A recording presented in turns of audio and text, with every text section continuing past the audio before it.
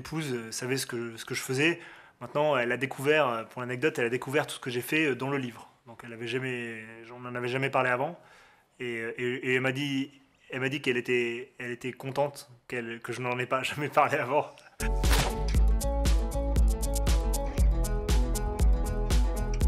On a une incertitude pendant toute notre vie de militaire, c'est de savoir si on sera à la hauteur.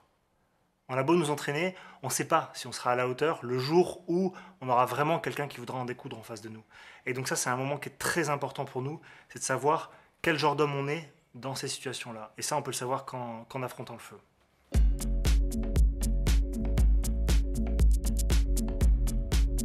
Souvent, on peut être comparé à des espèces de bouchers, à des gens qui aiment aller tuer des gens de manière gratuite. Et ça, c'est une notion qui, moi, me dégoûte un peu, puisque l'essence même de notre métier, c'est d'épargner le sang. Même si sur le terrain, parfois, c'est difficile d'avoir ce discernement-là. Parfois, sur le terrain, on est habité aussi par l'envie de survivre et par la volonté de rester en vie, parfois, tout simplement. Et ça peut nous amener à se défendre très fort.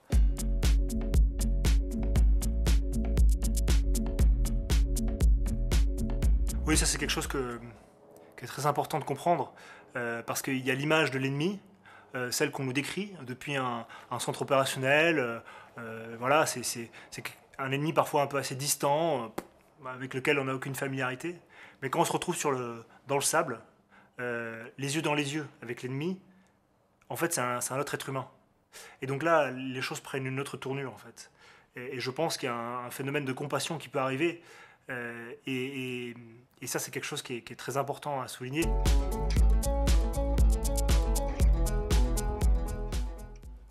Si le Mali nous appelle, qu'est-ce qu'on fait?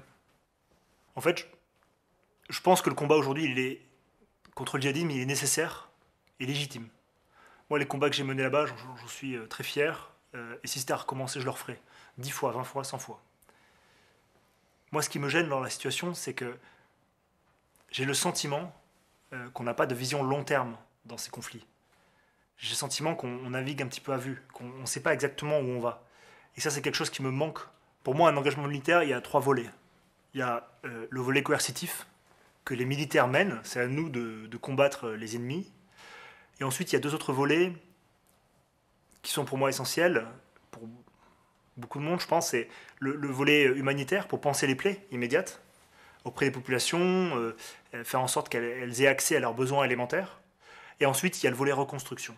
C'est-à-dire qu'il faut que les gens ils puissent, pour progresser dans leur vie et pour croître, il faut qu'ils aient accès à de l'eau courante, à l'électricité, à de l'éducation pour les enfants. Toutes ces choses qui semblent élémentaires, ces gens-là, ils n'ont pas accès à tout ça. Et donc je pense que tant qu'ils n'auront pas accès à ces facilités-là, on ne gagnera jamais les guerres, parce qu'on ne gagnera pas les cœurs et on ne gagnera pas les esprits.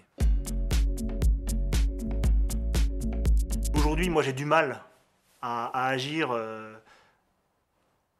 à considérer qu'on peut continuer à mener ces combats-là sans prendre en compte ces autres éléments-là, c'est-à-dire sans prendre en compte ces autres volets de la guerre dont j'ai parlé, au risque de voir de plus en plus d'hommes qui peuvent perdre espoir en fait, dans leur avenir. Et il n'y a rien de pire que de perdre espoir dans son avenir. Enfin, c'est l'horreur. C'est de ne pas avoir d'avenir, de ne pas avoir un bout de ciel bleu sur lequel on peut se projeter. C'est horrible pour quelqu'un, je pense.